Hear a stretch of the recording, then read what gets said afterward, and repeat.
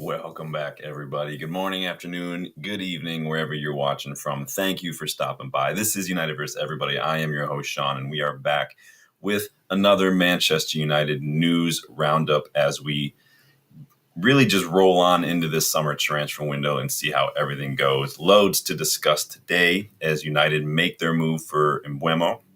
And we got a big shakeup to our recruitment structure as well as United name a new director of football. So keep an eye on all that one. We're going to be talking about it all today as well. Be sure to go back and watch the Keep Sell video from Tuesday if you haven't yet. It was a blast doing that video. I had fun hearing everyone's opinions and interacting with y'all about that. Obviously, we had Dylan, aka Christian Eriksen, giving his input as well. And we are always appreciative for that. You guys know we have a blast when Dylan stops by. So go check that one out if you haven't yet. Don't forget, season 2 of What If did premiere last week with the first episode of season 2, which is really episode 5 altogether because each season's got like 4 episodes.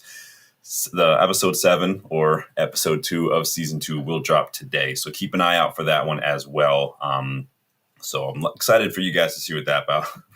Stephanie, welcome back. Stephanie Wilcox appears to be top dog now. Yep, we are chatting about all that today because I've got all sorts of thoughts. Obviously, I have a poll going. I want to know what your guys' thoughts are on this Wilcox appointment as well, but we're going to dive right into that. So please make sure you're hitting that like button. Please make sure you are subscribed to the channel. If you are new and you like what you see, love to see the community grow and love to see all the new faces getting involved. That's always a fun time. Really makes me appreciative and excited, not only for people getting involved, but also just, see where the channel's going. So I do love that as well. I love just having all these conversations with y'all. We got people watching from all over the world. We've got people from like Wales. We got people from Uganda, India, everywhere. I love it. I'm having an absolute blast. Go check out the memberships to learn how you can get involved in the content of the channel even more. There's all that's laid out in the memberships. Go check out the UVE store as well. Tons of new designs dropping pretty much almost every day these days. So go check that out. Hoodies, t-shirts, women's items as well. There's even some toddler clothes in there too if anyone's got a little one. Go check that out. And let me know what you think about some of that too. So without further ado, let's dive in. First and foremost, let's get some of this little news out of the way. So United are releasing their home kit, their 25-26 home kit. That's going to be released in what's today? The 5th, so like a week. So next week, Thursday, that kit will drop. I'm sure you guys have seen some of the announcements and things. Maybe you guys have seen some of the mock-ups. I've seen some of the reported leaks. I'm not as happy with it as I would have been had they gone the better route with the collar style. If you guys saw Bayern Munich's away shirt for next season, very similar overall design, but the collar is a little different. I wish we would have done that collar instead of kind of the lazy looking V-neck, but it is what it is. I mean, it could have been better. It's not bad. I really think it just could have been better. It could have been a really retro look if we had done a different collar, but photos of the third kit are making the rounds as well.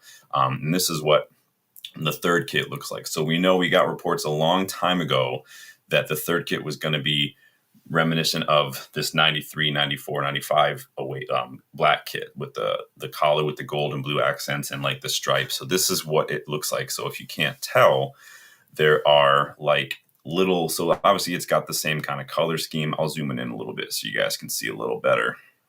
So you can see there's that color scheme there, black with like the off black, little like dark gray or charcoal, if you want to call it, stripes. I do like it. Stephanie says she likes it too. I do like it. I think that it could have been better. I think it could have been better personally. And the only reason I think it could have been better, and again, this is just from a personal subjective standpoint, same as like the home kit leaks, like the collar style. I'm just a little picky about that. I think that you can see there's these little devil logos in like the gray part. I think I would have preferred it without that. I think it makes it just a little too busy for me. I like a little bit more of a clean, simple look with that. I think it's doing a little too much for my opinion. I think that I would have preferred also maybe to see a gold and not a yellow. But again, personal preference is what it is. So Rob says, nah, not for me. Something not quite right. Yeah, I think it's just there's a little too much going on. I think that the little devils in the stripes just kind of overdo it for me, I think. But that's coming from Jersey Review. So I don't know. You guys let me know your thoughts on that one. AG507, you have away kit too. We looked at the away kit before on the channel when it was first. Like, have you not seen the away kit? Here, I'll see if I can find the away kit for you, bud. Real quick. But you guys, let me know what you think about that one, and then I'll see if I can find the away kit for you if you really want to see what it looks like, my friend. So let me bring it up here. So the black one, like I said, could have been better, but I'm not going to complain too much just because it is what it is. I'm not going to get too nitpicky about it personally. So, oh my gosh, I hate internet sometimes. I hate all the little videos that keep popping up on these websites and things. So here, I'll share this with you. So obviously the away kit is like that white with the little purple accent. It's going to have purple shorts as well. This one is probably my favorite of the three, but that doesn't mean that it's like I'm super happy with it. I think all three could have been a little better, especially that black one. I think the home one could have been better, but again, that's just me being nitpicky and subjective. So nothing really to report there. But yeah, get your thoughts in on that third that was leaked. So like I said, just a little too busy for me personally, but everyone's going to have a different opinion. So it is what it is. Let me see what everyone's getting involved in the chat. Let me see who's here. Lucky Sin in the house. How are you doing? Good to see you again. Lucky, what do you have to say here? We have brought new recruitment, man. Yeah, I mean, technically he's been here for a little while, right? But he just got a little bit of a promotion, so that's good to see. Darko, big up, Darko. I haven't seen you in a minute, my friend. Hope you're doing well. Hope you are having a good time these days. Stephanie loves the black kit. Yeah, like again, it just like I said, for me personally, I would have liked a little different touches, but it is what it is. Rob says director of football is not something I could make a decision on. I think he's been doing the job on a temporary basis. Yeah, he and Christopher Ravel have kind of been handling the day-to-day stuff, but you got to have somebody in charge at some point. It's like any group, any whatever, somebody's got to be kind of in charge, like a quarterback on a football team, right? American football. Like they're all the players on the team are on the same par, right? Ability wise, whatever. The quarterback's just at the end of the day, quarterback is usually one of the captains, and the quarterback does ultimately kind of make the decision in a given play. And that's just, it is. It's not a position of power. It's a position of responsibility. And so I think that's just what you have to do. So Darko thinks a red touch would have been better. I think the badge too, I wasn't too keen on. I would have preferred like just the devil in the badge, but it is what it is. Amir, welcome to the channel. Good to see a new face in Amorim We Trust. Like to see some support for the manager. Big up. Amir says, we believe in you, sir. And he's not a sir yet. AG thinks that away kit looks amazing. I think of the three, it's probably the one that I like the most, but I think that's only because the home and that third just one little element is just a little off for me, but it is what it is. But thank you guys for letting me know your thoughts on that. Get your thoughts in the poll on Jason Wilcox, as we are going to dive right in, because Jason Wilcox has been named United's new director of football, and that's coming from Lori Whitwell. That was reported yesterday. And this is a position of increased seniority from the technical director title that he originally arrived with last spring. So he came in as technical director. We had Dan Ashworth appointed in the summer as our director of football. Dan Ashworth was obviously sacked and now that director of football position has been vacant. And like I said, since Dan Ashworth left, it's basically been Wilcox, Vavell, and probably a little bit of Barada on a maybe more like a once removed step level that have pretty much been taken over the duties of director of football. So this appointment also coincides with the news that we got yesterday that we discussed, that Sir Dave Brailsford is actually stepping away from his role at United and shifting back to Ineos Grenadiers, their cycling team, to kind of help with that. A lot of the changes going on over there structurally and whatnot. They've got a lot of transition going on, and he's kind of the guy who oversees those transitions and oversees those projects in terms of the sporting direction of things. So that is the big news out there. What do we got here? Amir says, Ineos and board management so quickly and fast for players. Yeah, it's been crazy how fast we've been getting things done, right? Like it's insane. Stephanie says, stupid question. Is Darren Fletcher still employed by United? I know his lads are. Yeah, he's I forget what his title is. Let me go look it up real quick, because he's involved in a lot. He goes to a lot of academy matches, Darren Fletcher, and he does have a role.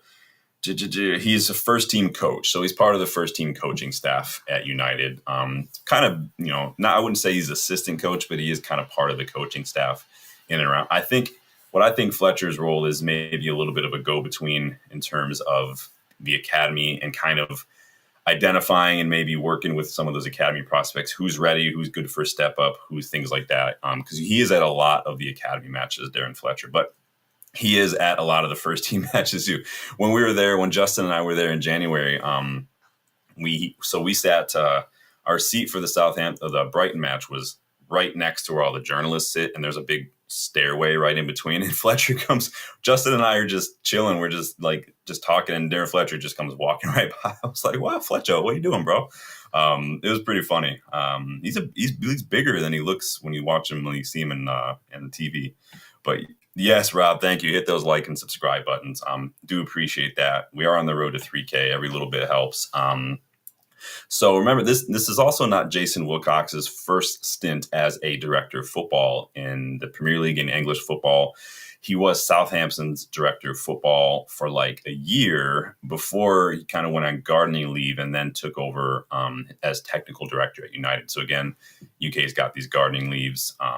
So he's been a director of football before. And actually, while he was at Southampton, Wilcox had a major role in a lot of it. Obviously, that's what you do as a director of football. So he was behind the appointment of Russell Martin, very, very highly regarded football manager. Now, Russell Martin obviously got sacked earlier this season. He kind of did the same thing we've seen Amorim doing a little bit, where clearly Russell Martin had an idea of how he wants to play, building out from the back. He did not have the players for it. It cost them goals time and time again, trying to build out from the back. And again, there's that fine balance, between sticking to the system or working with the players you have. Obviously, it didn't work out. Southampton moved on.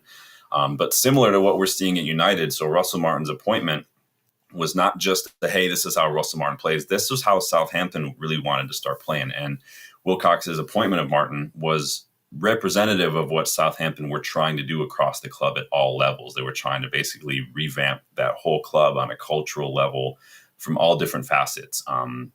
And so it will come to no surprise as well that part of that was also Wilcox focusing heavily on the identification and development of young players coming through the academy, bringing young up-and-coming players into the first-team picture. He even sniped a few players from Man City, such as Harwood Bellis and Shea Charles as well, in an effort to use youth to help Southampton rebuild after their relegation.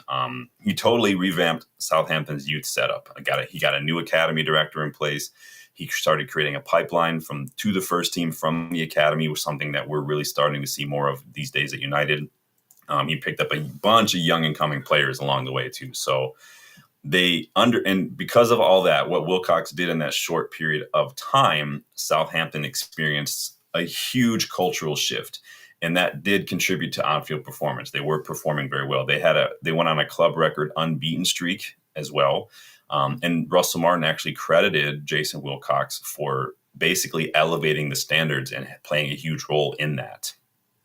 And so he had a lot of duties at Southampton: strategic planning, focusing on sustainable growth, foundation laying that attracted a lot of attention from other clubs as well. But this is also something that I think we're seeing a little bit at United now, maybe not as noticeable because there's just so much to unravel at United right now, but I think you are seeing it. He's very involved in the academy, Jason Wilcox. I've seen him at multiple academy matches. You can see him if you ever watch those on MUTV. Amorim's there, Fletcher's there, Wilcox is there. He's been in attendance for dozens of those. And not only that, but he's identifying and recruiting young players from other clubs, other academies, like Aiden Heaven, for instance.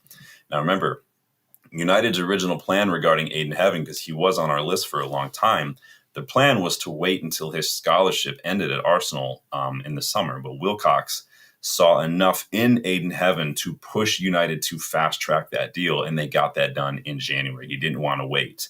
Not only did he see a need for a first team ready defender, right, because we were still a little light at the time due to the injuries and whatnot, but in Heaven, Wilcox also saw a young player capable of stepping up and even ready for first team football. Remember, that was a statement that came out when we signed Heaven. He got one of the low shirt numbers, none of these like 60s. He's like 26, man.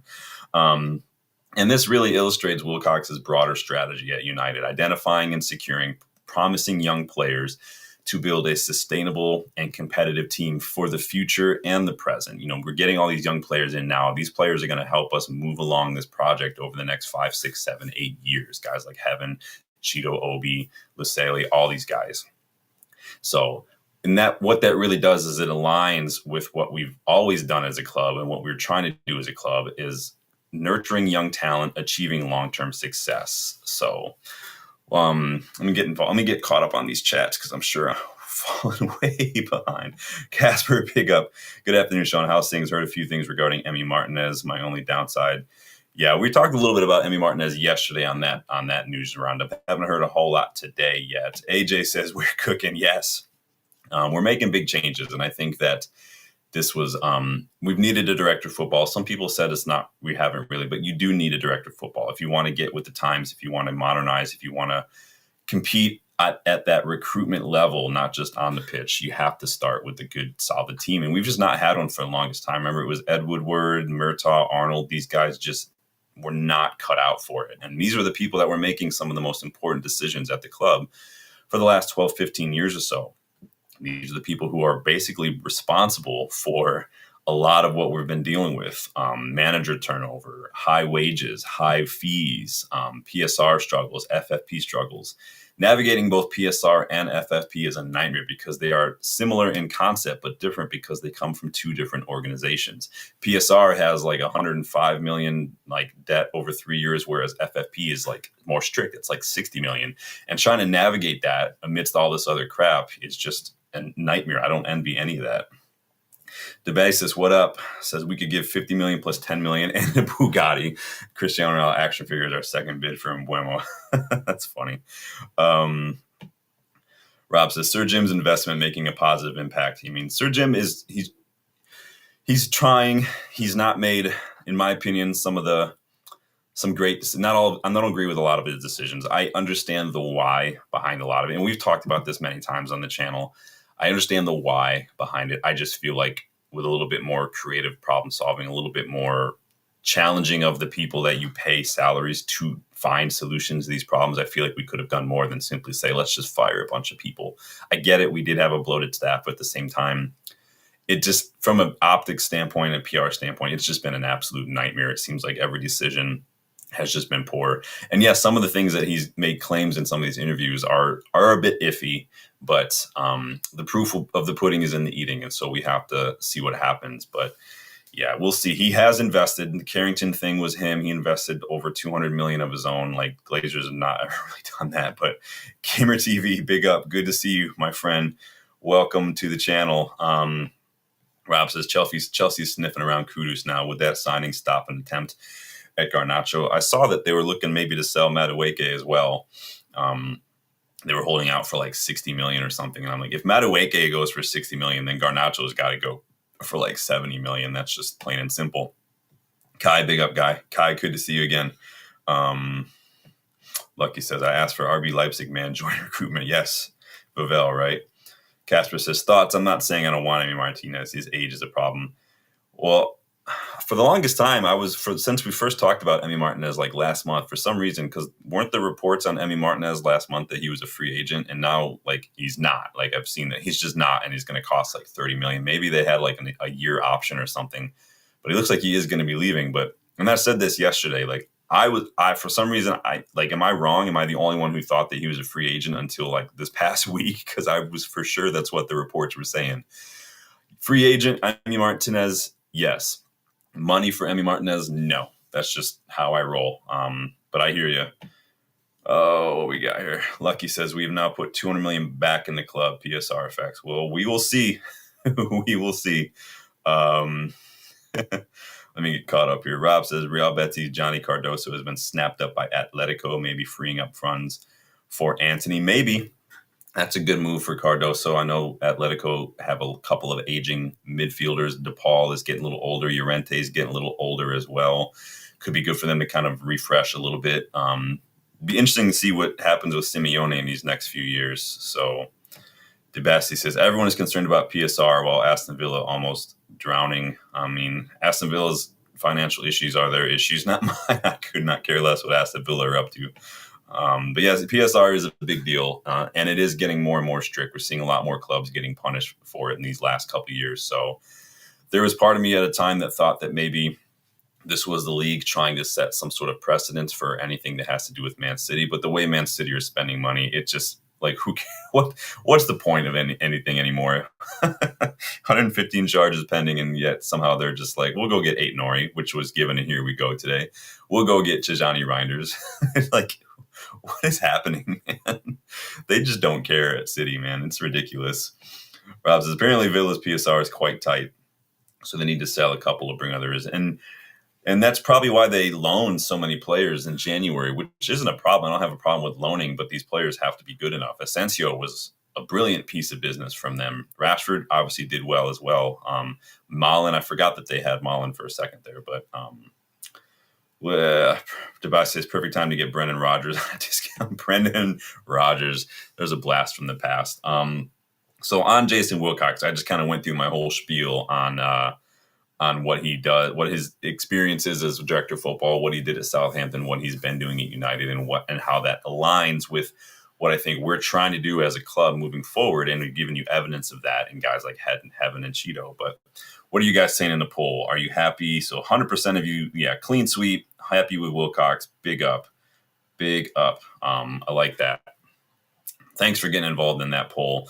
Let's do another one. Let's do another quick poll. I'm going to get another poll up on there while we talk. We'll do a question from a boot. You guys know I like these questions from a boot. See, there's little questions in here. Let's dropped it. So,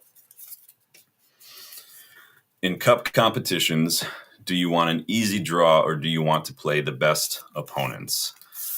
Oh, that is today's question from a boot. In cup competitions, do you want an easy draw or do you want to play the best opponents? I'm going to put it as a poll so you guys can let me know how you feel. And I'll leave that poll up for a little while I continue on the transfer news. Want an easy draw or tough opponents? Easy road to the final. I want to beat the best. All right. You guys get involved in that poll. I do like question from a boot. You guys can have a say in question from a boot. That is one of the perks of some of the membership options as well. You get to submit those and I will put them in there. And when we will answer them as a channel, as a community, and you'll get credit for that. So big up question from a boot. Get involved. I want to know what you guys' thoughts are here. Lucky says, would love pump this sort of money back, Manchester United. Yeah, I do think some of this money, we need to start chipping away at the depth. I can't imagine Sir Jim is going to be too eager to start doing that because it wasn't his debt. The Glazers just let it get crazy. But at the same time, you knew all that going in, buddy. You're going to have to figure out a way to figure it out at some point. So Casper says, Gonçalo Ramos is a PSG player. He's left Benfica, but he's trying to someone other channel. Yeah, I mean, I like Gonçalo Ramos. I thought at Benfica he was such a good striker. It's been difficult for him at PSG. He wouldn't be my first choice striker, not because he's bad, but because I really, really, really want Gyökeres. But I do like Gonçalo Ramos, actually. So Maxi says Morgan Rogers. Well, those are very different people. Robert, welcome back. Wilcox is great at Southampton with money, and us he's going to do great. Yeah, I think he's doing a good job. I really like what I see from him so far. It is going to be a challenge. Obviously, Southampton is not Manchester United, so we'll see if he's up to it. But so far, it's kind of like Harry Maguire. Like without the captain's armband, Harry Maguire looks a little better, right, than with the captain's armband. So maybe I hope that it's not going to be the same for Wilcox. Maybe without that director of football title and just the technical director title, he's done really well. Can he get this promotion and continue to do this, and then maybe take it to the next level? Because it's not enough just to be content with what you've been doing. Now you need to go a little step higher, and that's a challenge. It's basically like signing for United. It used to be you signed for United and the real work started. You have to find a new level, similar to like going to like Real Madrid or something. It hasn't been like that at United for a very long time. Players come here, they get paid a huge bag, And then they just chill and coast. And we have to stop doing that. We have to get players with solid mentality, leadership. The best says, I mean, we're Europa runners-up. We can handle big teams, so we can handle European teams. Premier League teams, we've still got a ways to go to match them physically because we just don't have a very physical squad. Rob says, think we start the Carabao Cup in round 2 this year because we don't have European football. Stevenage, here we come. I almost went to a Stevenage match the first time I was there. The CEO, so the head of Livonia City FC, the semi-pro club here that I was on the board for, he was friends with someone at Stevenage, one of the like majors, like CEO or something at Stevenage, and so we were trying to get the hook up there, but then I guess that guy left because he had family issues, so we weren't able to. Plus, Stevenage is pretty far away from Manchester, so we ended up going to the Crew Salford game that trip instead. But it is what it is. The basis says if we get Gyökeres and Mbeumo and Baleba would be pricey. You don't get anybody from Brighton without spending a bit. Like we have to start looking at these players that Brighton are looking at before they go to Brighton, before they go to Dortmund, before they go to PSV. Or wherever. Get those players earlier so we can be the ones to either benefit from their skill like Caicedo, or we can be the ones who sell them for a crazy amount of money like Brighton. That's how you get out of the hole that we're in, is start getting better at recruitment and scouting. RSV says, I want Callum Wendo from Rennes. He is a sick baller. He's good with his feet. Interesting. I'll have to go check him out. The name sounds familiar. Temis Jan, welcome. United, I want Gyökeres and Mbeumo, Simmons, Danny, Mooney. You just want everybody. Well, I'll forward your request on to United and see what they say. But get involved in the question from a boot as I move on. I'll come back and revisit that and check out you guys' response later on. But like I said, if you want to get involved in questions from a boot, check out the memberships. You guys can see all sorts of ways to get involved. Rob says, think most in the UK have been to Crewe train station as it's the main link terminal. So if you've been to the Crewe train station, it's literally like a block from Crewe Stadium. And so it was really cool. We just hopped the train. We took the tram to Manchester and hopped the train to Crewe. It was like a half hour, 40-minute train ride, I think. And literally just from the train station, we just walked downtown, got some food, got a couple drinks, went to the stadium. There's a little whole hospitality lounge, got more drinks, went to the match. That was when Ethan Galbraith was on loan at Salford, so I was really interested in watching him play. He was very, very good. But coincidentally, Justin and I were sitting there, and then Justin gives me one of these, right? And I was like, what? And he was like, who is that? Ryan Giggs? And because Ryan Giggs part owner, right? It was Ryan Giggs, Nicky Butt, and Alex Bruce were all at the game, but they were like 5 rows ahead of us because obviously they had owners in Salford and whatnot. So that was really cool. Giggs is one of my favorite players ever. So that was kind of a cool dream moment for me. I wish I would have gotten a photo. I'm just not really a photo kind of person. But Gamer says, Yunus Musa is a great, American U.S. men's national team member. We do like Yunus Musa here in the States. He's doing a pretty good job. He came from... didn't he come from a La Liga team to go to AC Milan? I feel like I can't remember.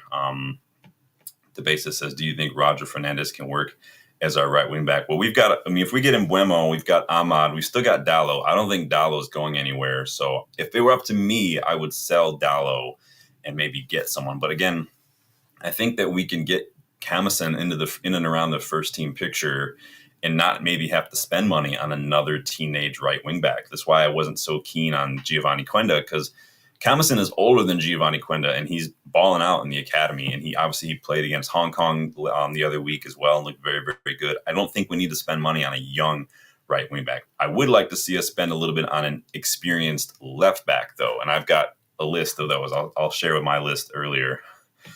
Emmer says, think fast, talk smart. There you go.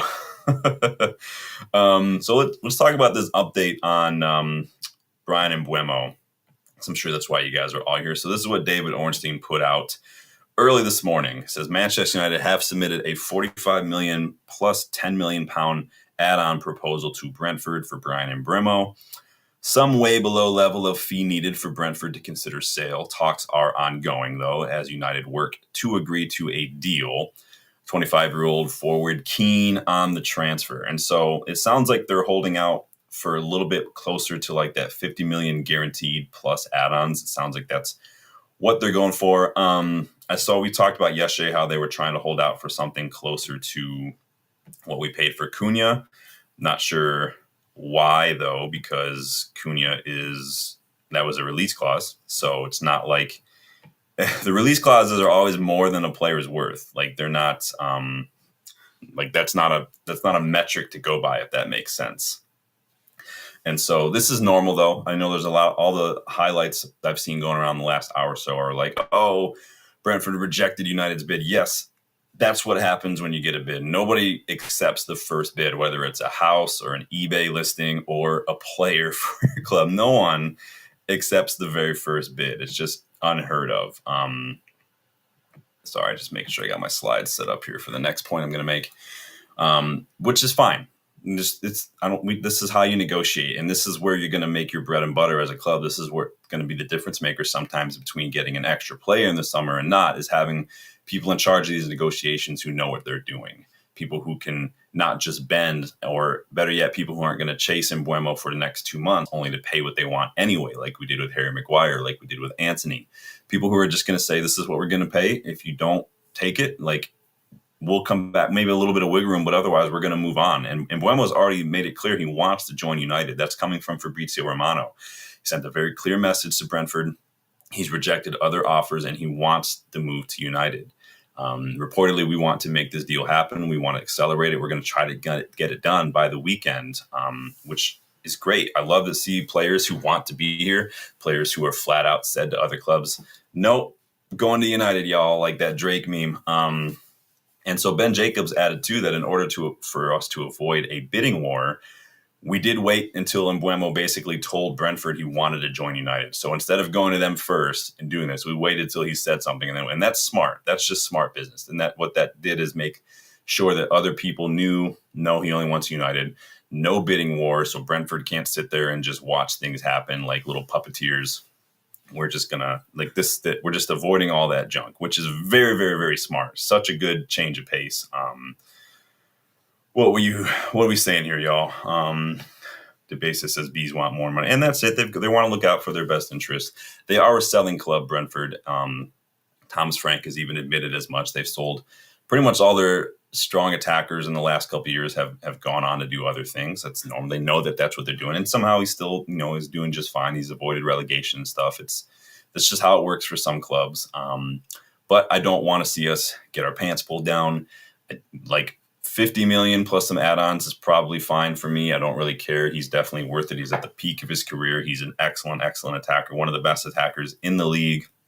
Go get it done. Cunha and Mbeumo for combined like 110 million is a very good deal, especially when you look at the fact that we're probably only going to be paying about 40 to 50 million up front this year for both. So again, don't just count the whole transfer fee as this year's expenditure. You count the first installment of that payment as this year's expenditure. So that's just how it works.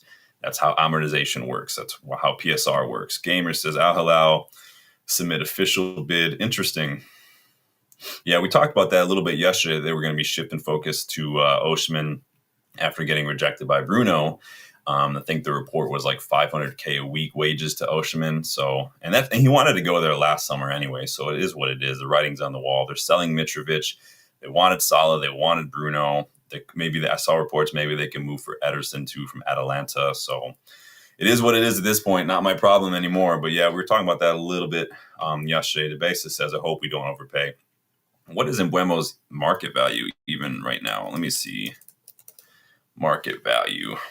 So 55 million pounds. So right around that 50 million mark. So really, it is going to be pretty much market value. Casper says there's still positive thoughts on signing Victor Gyökeres. I have some thoughts. You guys know I love me some Victor Gyökeres.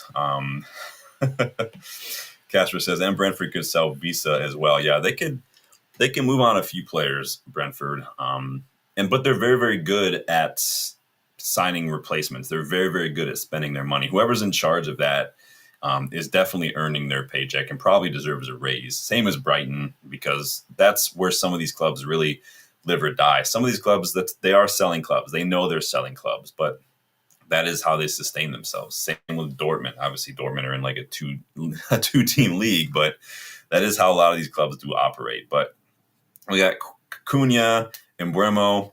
Who's next? What positions do you think we're looking at next? What positions do you think we should be looking at? Midfielder, goal. You guys know goalkeeper is like my top priority. Left back, you guys know left back is a big priority for me. I like Dorgu. He's still just 20 years old. Diego Leon's going to go into the Resis. Harry Amos probably needs to go out on loan because he needs minutes, and I just don't know if he can do it quite yet. But we'll see what that is. So I would like someone a little more experienced on that left-hand side. I'm looking at guys like Leif Davis, Harrison Burrows at Sheffield United, Mittelstadt at Stuttgart, David Raum at Leipzig. Leipzig aren't in Europe. David Raum, mid-20s, could be a good snip. I think he's a very good left back. But obviously, let's not forget the striker position either. That is a huge priority. Potentially Victor Gyökeres. Ben Jacobs claims that if United can fund the move, they can find the funds for Victor Gyökeres, that he will join us, that he's eager to join us. That's, again, Jacob says it's that Amorim connection that is the key there. So Gyökeres reportedly has said, yeah, if you can find the money, I want to join. Raising the funds, though, is going to be crucial. Even without CL football, this guy wants to join us. That's pull. That's kind of pull you can't buy. But we do need to sell players, and it's nothing we haven't seen before, right? Sell to buy. The Alvaro sell-on clause will help. It's not as high as it was initially reported, but it does help a little bit. But honestly, if there's one player right now that if they're available and you just need to find a way to make it happen, it's got to be Gyökeres for me, considering the caliber of player he is. The biggest weakness in our squad last year was just not scoring these goals. That to me is that's the priority. And apparently Amorim has been in contact with Gyökeres since he joined United too. So Agent Amorim getting it done. What are y'all saying here out here?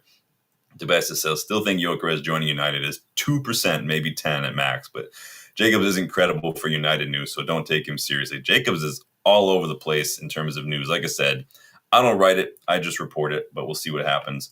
DeBastis wants a striker, center midfielder, and a goalkeeper. Gamer TV wants a number 6, and you want goalkeeper Musa. Dude, Hackney is, you guys know Hackney's definitely on my list. He's been on my list for a minute. I was doing scouting reports on Hackney last season. The dude is an absolute baller. I think he's ready for a step up.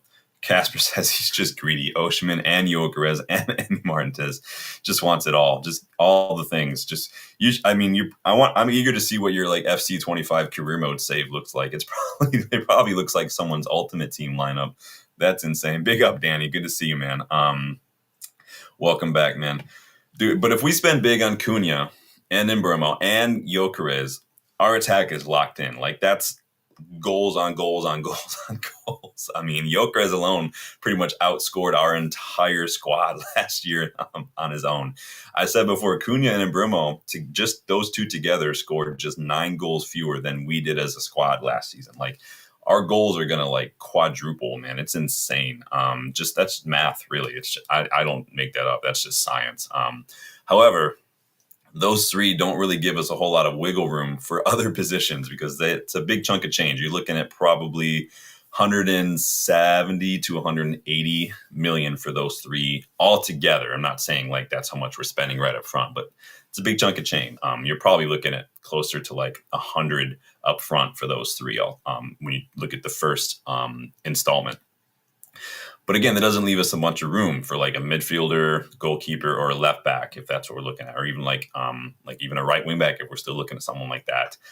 I don't think Hackney would cost a ton. And like we talked about a couple times, I think you offer someone like Collier in exchange for Hackney, you can get that deal done for 10, 15 million tops. And he comes in, he rotates in and out with a plan to basically take over for Casemiro next summer. I think that's a no-brainer for me. I'm really liking more and more Alexander Pavlovic at Bayern. Their young number 6. I think he's got excellent ball progression numbers. He's obviously not a starter. He's still very young, but I do like him a lot. I like Zaire Emery a lot as well. Yashara, I go on and on about. There's a lot of midfielders out there that are really good deep line playmakers. They are physical. They have mentality. Go check out some of those scouting reports. Then you've got keepers. Sene Lamens at Royal Antwerp, he's probably going to be around 15, 20 million. So both positions, Hackney and a keeper, that's 30 to 35, and you've got 5 positions locked up if we get all these attackers. That's a pretty good summer so far. And then maybe you reassess everything, close after the window closes. If there's any room in January, go for it. Otherwise, it is what it is. But let's see what you guys are saying. DeBasis says their wages alone is probably a small club's worth.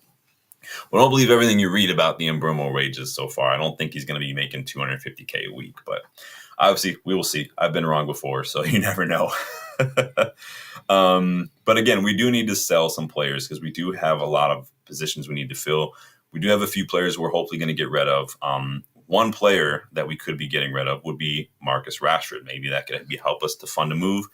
It's been known that his dream move is Barcelona. It's been reported that Barcelona are interested in Rashford, but their main target and their main priority for that position has been Luis Diaz. But David Ornstein actually reported today that Liverpool have rejected Barcelona's approach. They haven't even made a bid. They just said we're not interested in Luis Diaz, making it clear that they're not interested in selling.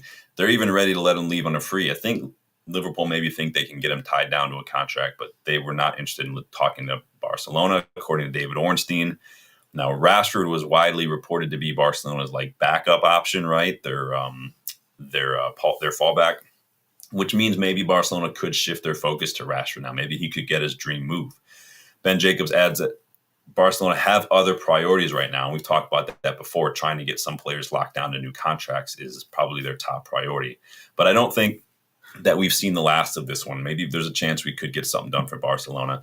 In my opinion, it's probably going to be, if he goes to Barcelona, Rashford, I think it could be a loan with an obligation. I don't think it's going to be a big obligation. It'll probably be 30 to 35 million, but we'll see what happens. But I don't think we've seen the last of that one personally. Casper says Rashford, Anthony, Garnacho, Sancho, all sold. I'm happy. I don't forget Malacia in there as well. Remember, Eriksen and Lindelof leaving for free does clear up about $270K a week in wages, which is a big deal. That's covering basically Cunha. The basis says Anthony's being pursued by Leverkusen. I did see something with Leverkusen. Now, the only thing I saw today was that they're apparently monitoring him, but nothing serious has happened. So that's why I didn't really bother talking about it. I'm just responding to what you said, but because in my opinion, we can't spend the last couple of years criticizing United for being monitoring FC and not taking any of those links seriously, but then turn around and be like, oh, Leverkusen are monitoring Anthony. So I'm not saying you're wrong or anything. I'm just saying it wasn't really anything worth me talking about quite yet. I would love it if Ten Hag would bring Anthony with him to Leverkusen, take Onana with you as well. That would be awesome, but we'll see. Anthony's going to on big wages. I don't know what Leverkusen's wage structure looks like. Maybe can we just exchange Kovar with Onana, please? Robert says Rashford, Sancho, Anthony, Garnacho, and Casemiro. Casemiro's wages are a big hit. Casper says that Barcelona are in a bit of financial. Barcelona have been in financial trouble for a while. They were having weddings, bar mitzvahs, everything at the Camp Nou. It's not even the Camp Nou anymore. It's the Spotify Camp Nou. They have pulled so many levers. They have appealed for so many extensions on stuff like Daniel Olmo and stuff. I don't know. Eventually the hammer's going to fall and they're just going to get completely boned. But Robert says next year Shaw gone, Dallo maybe. I would love to sell Dallo now because we could actually make profit on Dallo. I don't think he suits the system, and I haven't seen enough from Dallo. We talked about that in the keep sell video from Tuesday. Go check that out if you haven't yet. But I don't want to lose any of these people for free. Shaw, it is what it is. But Dallo, I think he's at his peak of his career. We need to sell him. Let him go to Atletico or some club in La Liga. I think he'll do just fine where he can just be a fullback and not have to worry so much about all this other stuff. Woo JMT, welcome to the channel. It says, I reckon Anthony will have plenty of clubs. I think he's got clubs that are looking at him and saying, yeah, I want that player. But at the same time, the reason that we struggle to move these players on is because Anthony's on $200K a week. Sancho, 300, Rashford, 300. We make it impossible to sell these players, which is why players like Varane, De Gea, Martial, they just leave for free and they just suck us dry from all the wages. It'll probably be the same for Casemiro. He'll probably walk for free in another year. Lindelof, Eriksen, Herrera, we have got to do better at this. And this is, hopefully we can start getting our wage structure in a little bit more of a sustainable picture because it's killing us. PSR wise, it's killing us with the ability to move players on. We have failed to make a ton of money on player sales over the last decade. It was, aside from academy players like Dean Henderson and McTominay, Dan James was the only one we made profit on since Cristiano Ronaldo. Like, we are horrible at this. This is because, like I said at the start of the show, the people who make these decisions for the last 12 years have been the most incompetent people I've ever seen in my life. Like, I wouldn't trust them to handle an eBay bid, let alone transfers at Manchester United Football Club. It's insane. Absolutely insane, man. The basically says it could be possible. I was spamming those social media. That's the way to do it. Spam them. Get after it. Agent DeBase is right here. Go handle this Leverkusen nonsense, man. Get him out of here. Amir says football modern style. Big up. Big up, Amir. Casper says, I do think Anthony should join Ten Hag at Bayer Leverkusen. Could go be a good move for him. And again, it's just about the wages.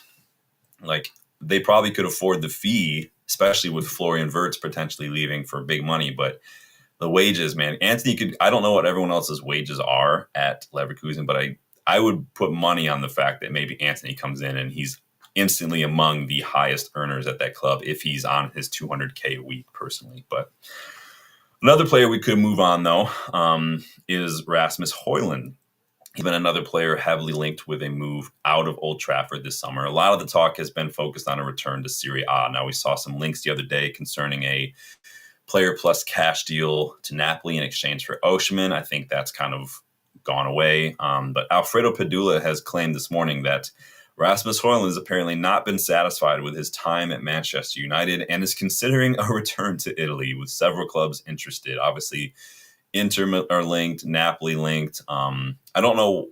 I mean, if it's true that he's unsatisfied with his time at United, he's only got himself to blame. I don't think we helped him middle of the season by trying to play him as a hold-up striker. But at the same time, like I said in the final, like, we can criticize Ten Hag's team selection in the final, but the players on the pitch did not show up. And Rasmus's problem is he's not been showing up. He's regressed in many areas as well. So if he's unsatisfied, then he's just unsatisfied that things aren't going better for him. And that's really no one's fault but his own. But obviously he wasn't bought for Amorim. He was bought for Ten Hag. Ten Hag's no longer here. Maybe that's a big part because he was balling out last year, considering we signed him when he was 20 and he was our only striker. He was doing it. It's just not gone his way this year. Gazzetta dello Sport actually claims that Inter Milan sporting director Ausilio has spoke with United about Højlund. Reportedly, according to the outlet, Inter are pushing for a loan with a 45 million euro option to buy. So what is that, like 38 million pound option to buy? PSR wise, that's going to kill us. And apparently that option has the potential to become an obligation if certain like obligations are met in terms of like probably playtime or goals or whatever, matches.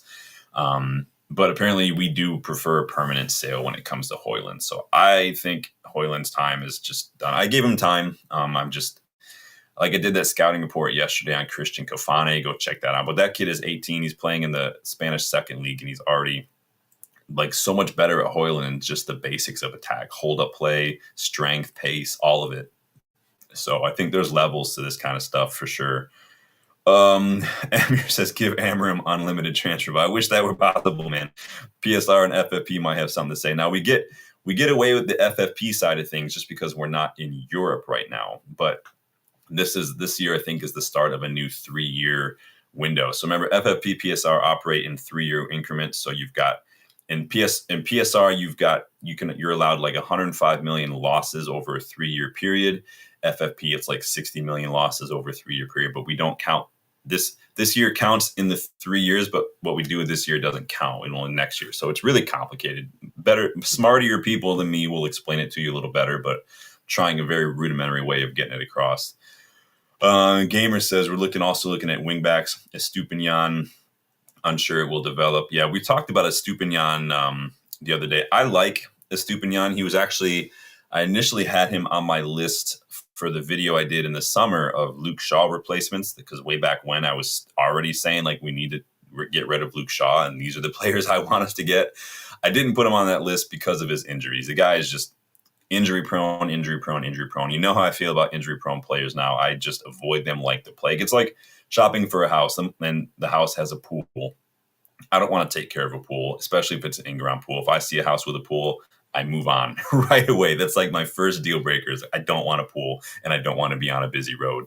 That's just my thing. So players, first thing I check now is injury proneness. That's why I didn't want Nuno Mendes. It's why it was a bit iffy on De Ligt and Mazraoui to start, but they've ultimately been fine. Aside from De Ligt, who was picking up a couple of these little niggling injuries later on. But I'm done with injuries until we get a new physical team, a medical team. I can't trust them. I just can't. We've got too many injury prone players. So I need to have some players who are available and reliable. So, but big up. Let me see here.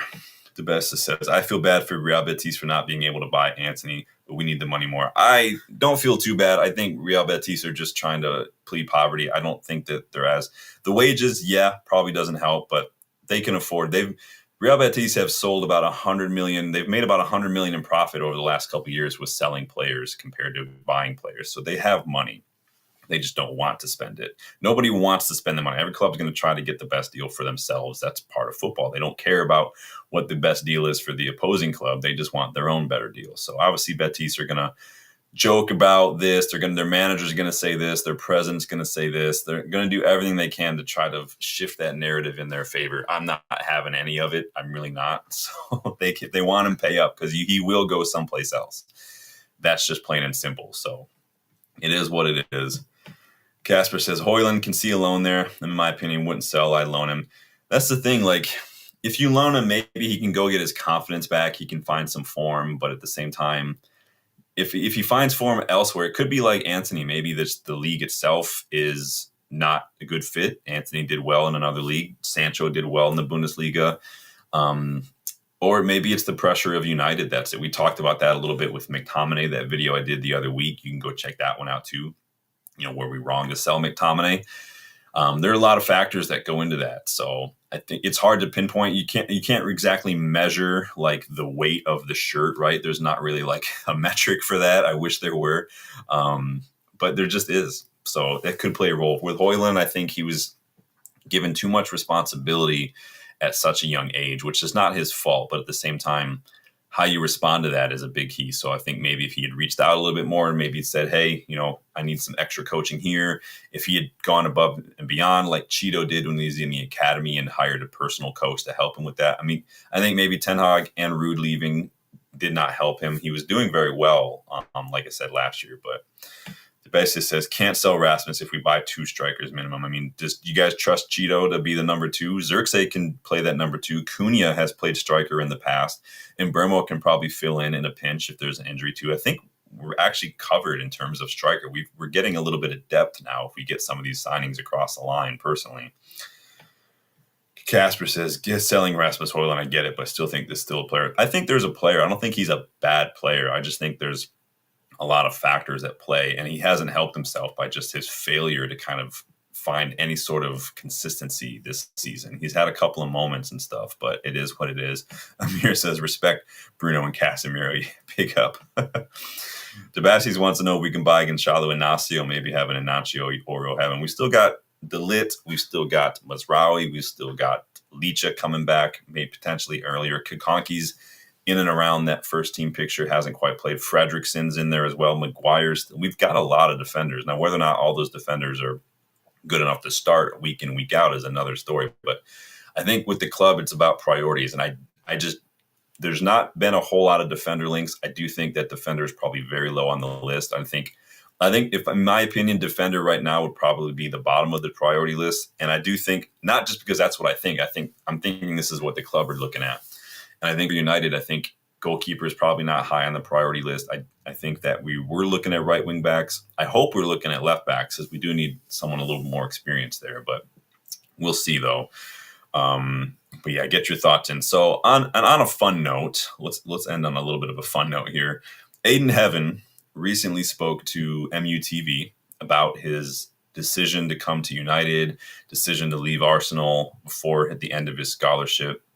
And it seems like that pathway to the first team is really what was the difference maker in that decision. This is what he had to say. He said, the opportunities that young players have got here in the past, I think United had the most minutes given to teenagers last year, the 23-24 season. He says, that sort of convinced me to come here. Amorim said that our play style will suit me because they play three at the back and I play on the left of the three. So that allows me to run with the ball. And we've seen that from Heaven. The guy is very, very confident and composed and capable of driving that first phase of the buildup from out of defense. He looks very, very good for a player so young. And like he says, that's one of my strengths. And defending out wide is one of my strengths as well. I'm absolutely in love with what I've seen from Heaven. The pathway to the first team, we've seen that said when we brought him in. He was given that low shirt. It said he was first team ready. Amorim's system, the vision that Amorim has for Heaven's role in that system, and Amorim's belief in Heaven's first team qualities have probably been factors as well. So again, when rivals rage and question why players choose United over them, especially this summer, since all these other clubs that are reportedly connected to these players are in Champions League or whatnot, when rivals rage about that and whine and cry and just all sorts of salt, just remind them of the pull of football heritage. And it's not just we're United, it's what we've done that's made us United. The youth, the history that we have, the success, the project that we're building. Don't underestimate the pull of a project. You can't buy that kind of pull. You can't cheat to get that kind of pull. You can't just simply get it by qualifying for Champions League either and just expect that, we finished in Champions League, everyone's going to want to come to us now. Clearly, that's not the case. This is United. This is the kind of pull that we have that not many other clubs can just do. We rocked up to Wolves. Cunha wanted to join us before he even knew that before the final of the Europa League, Cunha wanted to join. And Mbeumo told everyone else, I want to go to United. Gyökeres reportedly waiting for United in a reunion with Amorim. That speaks volumes, and I'm absolutely fucking here for it. Wu says, Rasmus is not our man. Young, quick, and strong, but his finishing is dreadful. He has fed off scraps, to be fair to him, but needs 3 chances minimum. Most top strikers do have a conversion rate of just around 30 to 35%. That's pretty standard, even for like the best-in-class strikers. But no, I do hear you. It's a combination of everything, and I just think at this point, 2 years on, I think the writing's on the wall. And unfortunately, it kind of reminds me a little bit of the Donny van de Beek situation where we can say, well, Ten Hag didn't even want him. Like, I think that by the time Ten Hag arrived, the damage was done for Van de Beek. I think he was just tired of United, the way he'd been treated by Ollie. I think the injuries didn't help. I think the way we played didn't suit Donny van de Beek. And I think that he was just ready for a change. And that's just, unfortunately, that's what happened. So then he got that long-term injury, Ten Hag's first season. And that pretty much was like, you know what? I'm good. I'm done. So it is what it is. But I hear you. Casper says, I'm glad Bruno is staying either way. At least I've watched his interview. Yeah. Bruno it's one of those things where like, I'm not going to complain that he stays, but at the same time, I also would have taken the money too, because of what it could do for a rebuild, but I'm not going to complain. It is what it is. We had a budget going into the window. We're going to be making a little bit more when we sell some players. So I'm not too worried. Yeah, the money could have helped, but at the same time, I'm not going to complain. So it is. I'm pretty neutral as far as that goes. Sanjay, pick up. Good to see you, Sanjay. Welcome back. Castro says, I do like Aiden Heaven, but I like Kone as well. I like Kone. You guys know we've done a couple of the watch-alongs for some of the youth games. Justin and I, when we were there in January, went to the FA Youth Cup match against Preston at Lee Sports Village. Excellent match as well. The academy is really, really strong. And Kone, we just got him this past year. He came from playing first-team football in Mali, so it's not like he's playing academy football elsewhere. He's a player who was playing first-team football. Yes, he's young, and I think he's got quality. Maybe he could benefit from a loan, but Tabaxi says we are the bigger club. We are always the bigger club. Let me check what you guys said about this poll.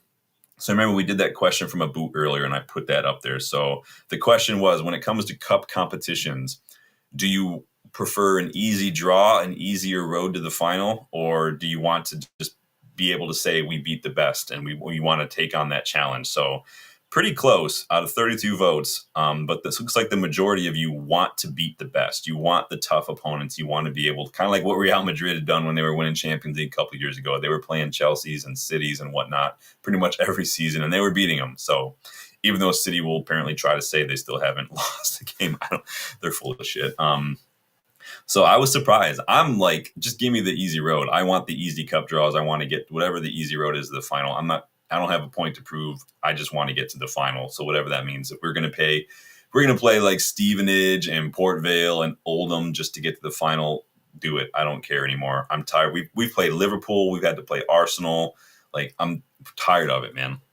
Like, I want to get some of these easier draws now and then. I mean, granted, that Liverpool match last year in the FA Cup quarterfinal was probably my favorite match in recent memory. That was easily my favorite match of last season. The Arsenal match this year was up there as well. The Lyon second leg probably clinches it for me, but it looks like most of you are happy to want to beat the best. So I respect that. You want to be able to be like, look at who we beat to get here. And this is what we did. We earned this. I get it.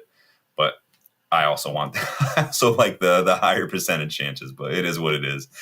Yarrow Malman, welcome. Welcome to the channel. In the cups, I want Liverpool in the first rounds. You just want to, is that because you want to get it out of the way and not have to worry about it anymore? Is that because you just want to knock out the harder ones earlier on? It's always interesting because you never know. And that's why we love the Premier League. You just never know how, like, Newcastle versus Liverpool Carabao Cup final was probably a shocker for everybody. Crystal Palace versus City in the FA Cup, probably a shocker for everybody. Spurs beating us, probably not a shocker as much as people want to try to play it down. Spurs have beaten us many times. They are very, very physical. I don't think we put out the best side to give us the best chance in that final, but it is what it is. But it was no surprise that when we got to the final and we played an English team that we just weren't ready for the physicality in the midfield fight. So we've seen that in the league over and over again this year, but what are you going to do? But I am going to end that poll. But thank you guys.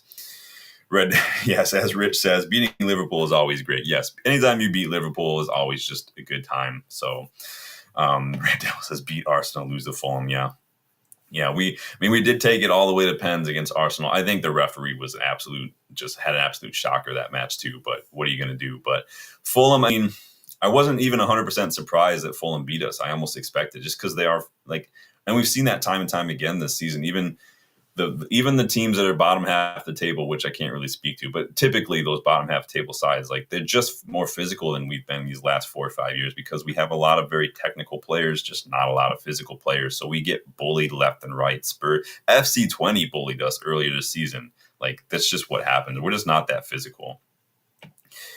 Rich says, I thought Palace had a decent chance. City were off it this season. Yeah, well, I don't know what's going on at City. On one hand, I'm like, ooh, other players kind of giving up because they know something's up with these charges. But on the other hand, they're signing like 7 players, including in January window. So I'm like, what the F do I know at this point? Like, is FFP even a thing? Is the Court of Arbitration for Sport, is that just a bunch of monkeys at a conference table? Like, what is happening?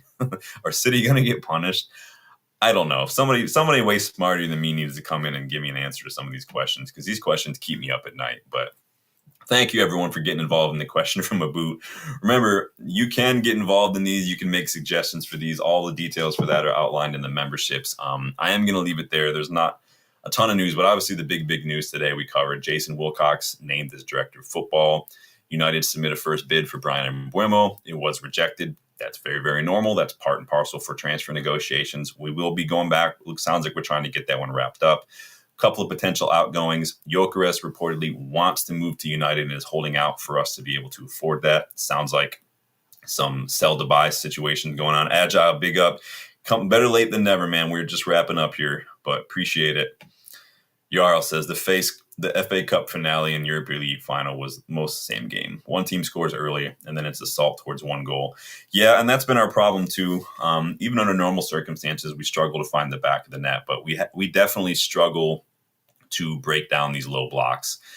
We've got too many players who, like, if Garnacho had started that Europa League final, it probably would have been a little better, but you don't want Garnacho or someone like Rashford or like Dan James or somebody like that, or even Højlund to an extent, to come on late on in like the 70th minute when the team is sitting in a low block, because there's no space for them to do what they do best. Early on in the game, Spurs play a high line, use Garnacho's pace, get it over the back, and make something happen.